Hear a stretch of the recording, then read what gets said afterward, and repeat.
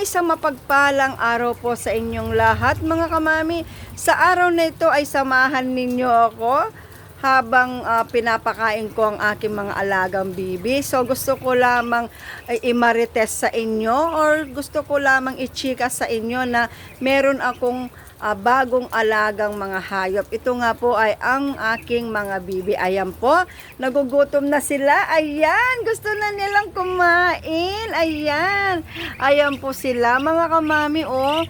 So, bago ko po sila pakainin mga kamami, lilinisin ko po muna itong kanilang kulungan para na sa ganoon po, at saka yung kanilang pagkainan, at saka yung tubig na iniinom nila. Kailangan ko po palitan para na sa ganoon po kapag kumain sila ay malinis ang kanilang pagkainan at ang kanilang tubig ay malinis din po. Ayan, kanina pa po sila tumatawag mga kamami, kaya lamang po may tinapos lamang po ako sa loob, kaya hindi ako agad nakalabas ng bahay. Pero ngayon mga kamami, dahil po 4 o'clock na ng hapon, so oras na ng pagkain nila, so kailangan ko na silang pakainin mga kamami. So mga kamami, lilinisin ko muna ang kanilang kainan. Kukunin ko lang yung kanilang kainan mga kamami para malinis ko. Ayan.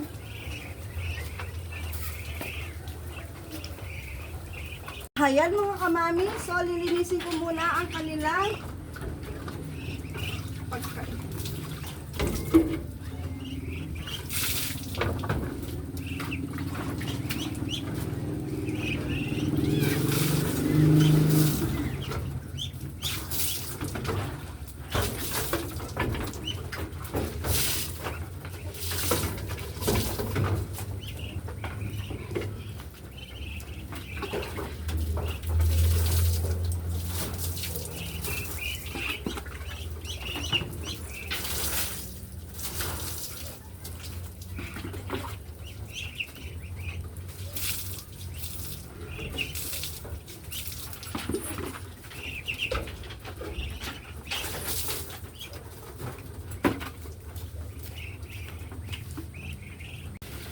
Ayan mga kamami, ito ang pagkain nila. Bibigyan ko sila ng 2 baso para nasa ganun mapos. Ay!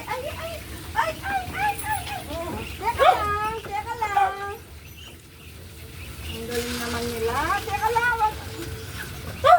Nagutom talaga sila.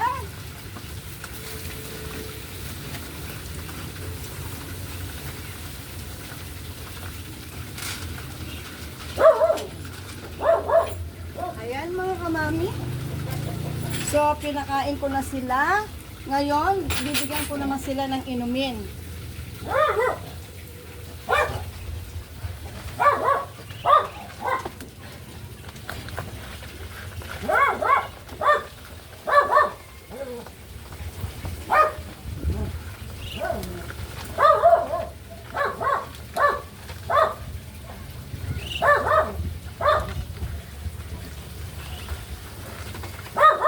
Mga kamami, bibigyan ko naman sila ng tubig.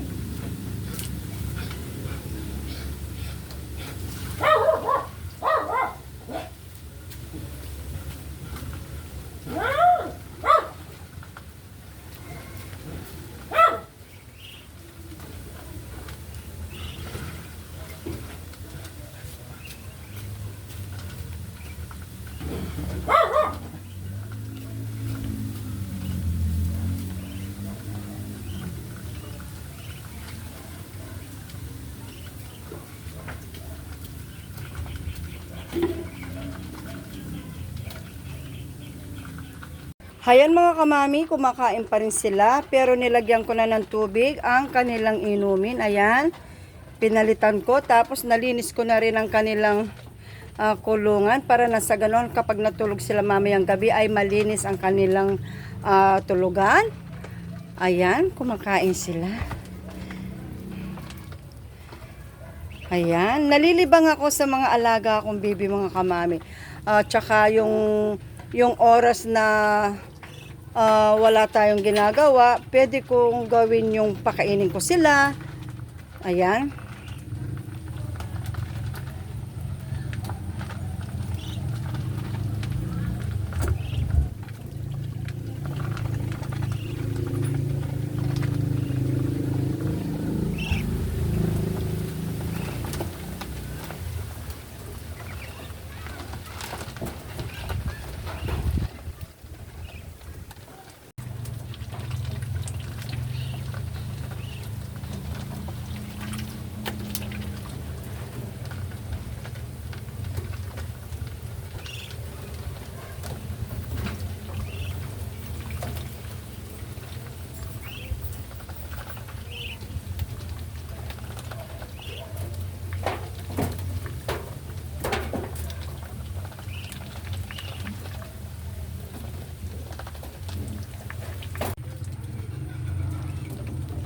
Minsan sinasamahan ko ng kanin ang kanilang pagkain, basta meron, kapag naghugas ako ng plato, sinasala ko yung, inaalis ko yung tubig, ang natitira na lamang yung kanin. So sineset aside ko yun, iniipon ko para na sa ganoon ay malagyan ko din sila ng kanin.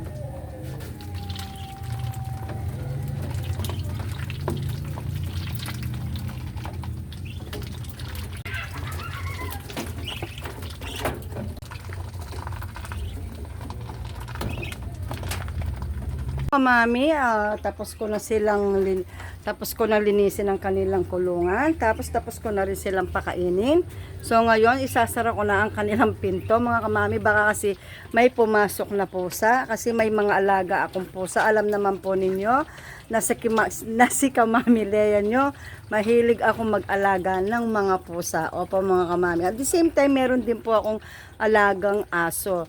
So baka sa susunod mga kamami, mag-aalaga din ako ng manok, kasi sayang din po yung space doon. Ayan, papakita ko po, kay medyo magulo dahil nagkaroon po ng tubig doon dahil sa umapaw po yung tubig dito sa likod namin. Ayan po, papakita ko. Umapaw po siya, ayan. Ayan po. Ito po ay ang tawag sa amin paligi, pero yung iba po ang sabi nila yan po ay maliit na ilog or sapa.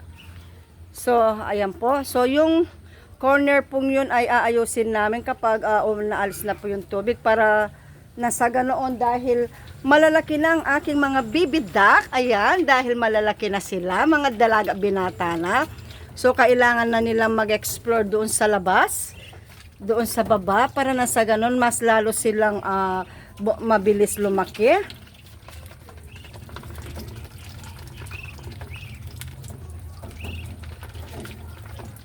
Ayan, talagang nasisiyahan ako dahil nagkaroon ako ng alagang bibi. Napakadali lang mag-alaga ng bibi, basta malinis ka lamang sa lugar nila. Hindi babaho ang kanilang lugar. Ayan.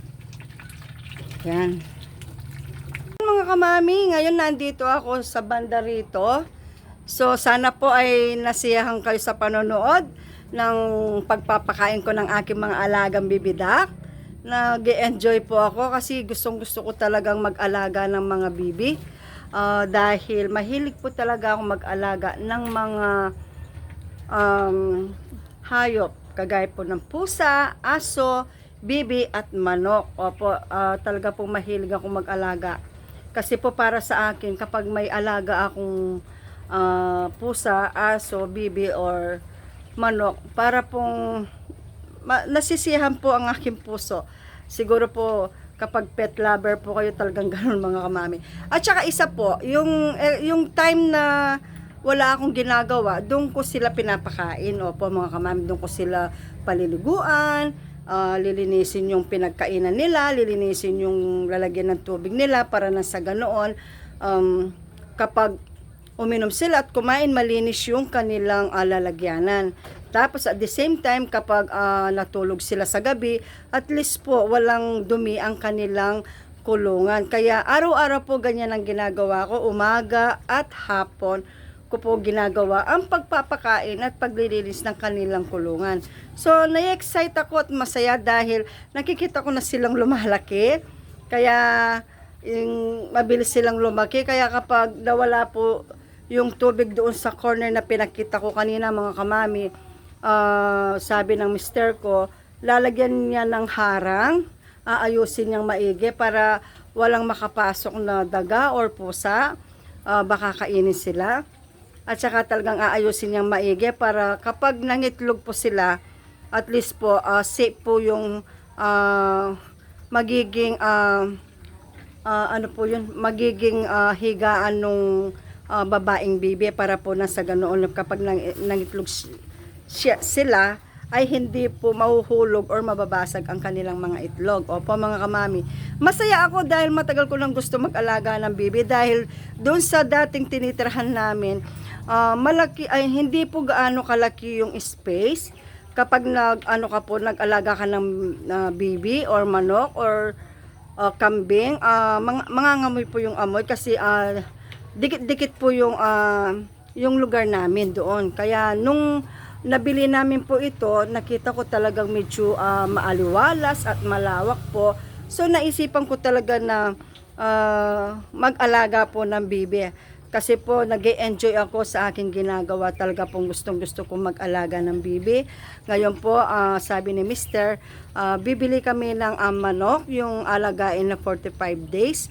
So yun po, kapag update ko po kayo kapag nakabili na kami para na sa ganoon, makita po ninyo sila yung mali na pagkabili. Tapos kapag lumaki po sila ay makikita din po ninyo. Ayan mga kamami, pinawisan ako. Ayan, nasa loob na ako ng sala.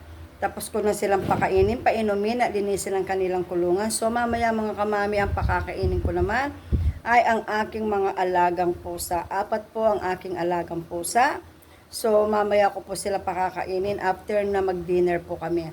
So ngayon mga kamami, yung aso din po mamaya ko siya pakakainin. So mga kamami, maraming salamat po, sinamahan ninyo ako sa video ito. Maraming salamat po. Sana po ay nag-enjoy kayo sa panonood ng aking video at nakita ninyo ang aking mga alagang bibidak na napakalulusog nila at talagang napakasigla nila habang kumakain sila. Nasisihan ako habang kumakain sila, yung nag-aagawan sila sa pagkain. Talagang na-excite ako at natutuwa mga kamami. So mga kamami, maraming salamat po sa panonood ninyo sa aking video. At shout out po sa inyong lahat. Mag-ingat po kayong lahat mga kamami. Sana po ay nasa mabuti kayong kalagayan dahil sa nagdaan bagyo. At magpasalamat po tayo sa ating Panginoon Diyos dahil po sinamahan niya tayo habang nananalansa ang bagyong si Karen. Ay, si Karina. Sorry po. Yun po. So mga kamami, maraming salamat po sa walang sawang panonood ninyo sa aking YouTube channel. Sa walang sawang pagsuporta ninyo. Sana po mga kamami, sa mga hindi pa po nakapag-subscribe, sana po ay mag-subscribe kayo. Please like and subscribe to my channel, Mami Lea Vlogs. At huwag pong kalilimutan i-click ang bell button para ma-update ko po kayo sa mga susunod na video. Shout out po sa mga nagpapa-shoutout. Shoutout po Mr. John Cruz. Shoutout po sa inyo. Sana po ay nasa mabuti kayong kalagayan. Kumusta na po kayo? At shoutout po kay Miss IJ. Maraming salamat po sa walang sawang pagsuporta ninyo at panonood ng aking YouTube channel.